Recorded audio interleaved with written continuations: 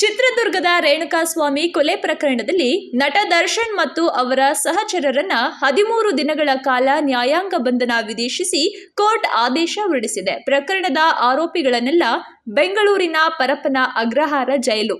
ಇಂದಿನಿಂದ ದರ್ಶನ್ ಮುದ್ದೆ ಮುರಿಯೋದು ಫಿಕ್ಸ್.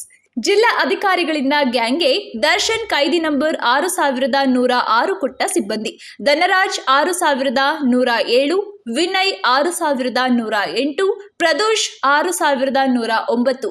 ದರ್ಶನ್ ಹಾಗೂ ಪ್ರದೋಷ್ ಒಂದೇ ಕೊಠಡಿ ವ್ಯವಸ್ಥೆ. ಮತ್ತೊಂದು ಕೊಠಡಿಯಲ್ಲಿ ಧನರಾಜ್, ವಿನಯ್, ದರ್ಶನ್ ಇದೀಗ 2ನೇ ಬಾರಿ ಜೈಲು ಪಾಲಾಗಿದ್ದಾರೆ.